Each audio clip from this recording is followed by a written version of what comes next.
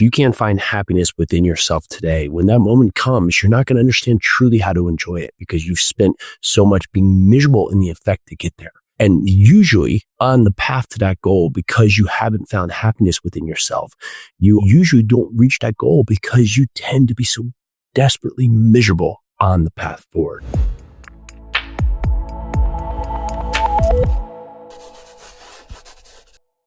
If you're tired, not feeling fit, tired just not having a focus, tired just not getting the life that you deserve, this is your place to be. I'm Yarusi. This is the Live Wonder podcast. Let's talk about just being happy. You know, we spend so much of our life putting off happiness today for some anticipated goal or achievement that's going to come in the future, right? And you hear it so much that when I get that job or when I finally get through and get that degree, or when I meet that special someone, or when I lose 20 pounds, or when I make a certain amount of money or see that much money in my bank account, then I'll truly be happy. Yet if you can't find happiness within yourself today, when that moment comes, you're not going to understand truly how to enjoy it because you've spent so much being miserable in the effect to get there. And usually on the path to that goal, because you haven't found happiness within yourself, you honestly usually don't reach that goal because you tend to be so desperately miserable on the path forward. So a few things that I've implemented into my life, that I've put into my life to just get the energy flowing, to get things going, that have led me into a more happier form, really follow through with simple things. Number one is I move my body. Each and every day I get up and I get the energy going. And it's tough. As you get older, you have more pains, aches, you feel more sore, especially I'm in this really rampant need. I'm trying to grow and get bigger in terms of just the volume of weight I can lift and just overall size, right? Something I haven't done in a number of years, as I've spent the last decade doing a lot of long distance running and just keeping really lean. So as I put on weight, right, it brings to more soreness, and it has its own pains that come with it. Yet it's something that's made me happy to see my body be able to grow and transform as I've gone through this adaptation. So each and every day I get up and I move, because physical activity, it instantly shifts your brain chemistry and just ultimately improves your mood.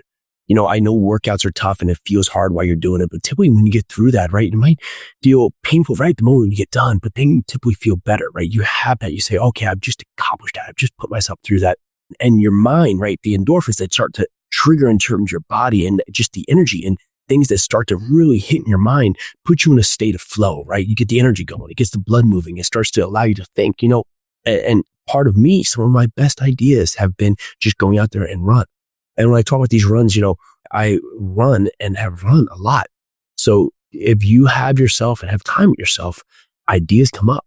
Especially if you're out there running for 2 hours, 5 hours, 7 hours at a time, your brain starts to go, but you don't need all that time out there. You can go put yourself out there in some flow. And with that flow, whether it's 20 minutes on a Peloton bike or, walking around the block or running a mile or running a marathon, it allows your mind to start working again along with your body. Next is just connect back with someone who's important with you. It's very easy to just get in a silo, to get in this part where you just forget about everyone else and everything else because you're putting your head down work to achieve these goals. Yet when you stop and understand that there's so many people around you that miss you, that want you, that love having you in your life, and you just simply sit down. It could be your wife, it could be your significant other, that you just sit down and just have a conversation with. Just a simple back and forth that you've been too busy because you've been making excuses, right, that you haven't done. That simple connection just brightens two lives at once. So as you look at how can I find my happiness, get back to the core reason of what's brought you happiness before. Number 3 is just simply write down 3 things you're grateful for. When you impose gratitude into your day ultimately improves because you just realize how good you have it. You realize how fortunate you are. You realize on just honestly the positivity that's present in your life. And a simple gratitude practice, it just rewires your brain for positivity because you focus on what's good and you focus on what's good right now.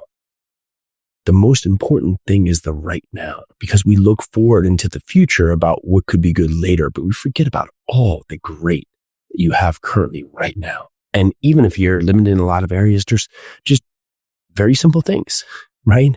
And you can really put your feet in your ground when you look at sometimes just the lack that some others have, right? Just the things that have happened to others, and it puts you in a good perspective.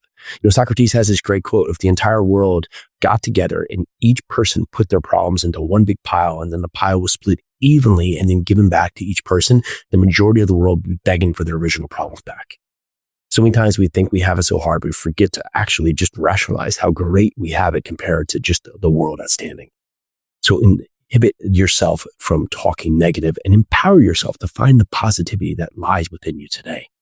Next is just do something that's an accomplishment. For me, it's things like when I see clutter, right? When I see things start to pile up, it's just to knock that down and just to clean the mess. And we do this not only for our lives, but for our brain. I talked earlier before is that you can tell a lot. We own a couple thousand units of apartments. And with that, we have tenants living in the majority of those apartments. And when you go through these, you can tell a lot about a person's life, just how organized or unorganized they are. Typically, if they're not having their life together and they're facing a lot of struggles financially or just emotionally, you just see a mess. Now, this isn't telltale for everyone, but just how I see it from our side is that the tenants who constantly are having problems paying the rent or having problems financially, emotionally, or the most troubling tenants are the ones who are just disasters, because if they're disasters in where they live, right, that's how their mind works as well. So the more that you can clean your house, both physically and mentally, right, it helps you to put back some order. And it's just an instant state of clarity that provides satisfaction with it. The last part is just go out today and do one act of kindness. If I got to the end of my life and look back, the things that I have to remember is that I hope I continue to be kind and to just smile in the moment. Because when you think about this, the work you're putting in, the effort you're putting in, just how hard it is right now, the struggles you're going through, you forget to enjoy it. Like, we don't talk about the future as it's bright and fuzzy. We look back in these moments where we're in the mix, right? I look back at these moments when, I had a brewery, and to get people to buy our first beers, we had this granny cart, like this little laundry cart. We got a keg, and, we were wheeling the keg down the stairs to the subway and taking it through the turnstiles and then pulling the keg onto the subway and then having to wheel it off and just going bar to bar, right? And that was just the beginning. And it was tough times. We were just trying to get the brewery open, but that was the moment in time. That was like, you look back at those moments. I have a picture of my partner, Jeff, at the time, just walking in the rain, like pushing this like granny cart with a keg in it. And just the looks we would get by people in the street and just how we became known. And we walk into restaurants and people like, look at us and be like, oh, it's ACBC, right? Just thinking about us, because that was something that was a struggle, right? It was a testament, but it was also how we were showing up. We were going to get to you to showcase what we had. Whether you were welcoming or not, we're coming in that door and we're going to give you a great product. You look back in those times and the moments that were adventurous, that were fun, that weren't, to the point where you had everything together, but you're just going for it. You're putting in the moment. And in the moment, it's hard to smile because you're testing yourself, you're risking, you're going out there. You don't know when the reward's going to be, and you don't know if the reward's even going to show up yet. In the moment, it's everything. So don't forget about the moments that are everything for you right now.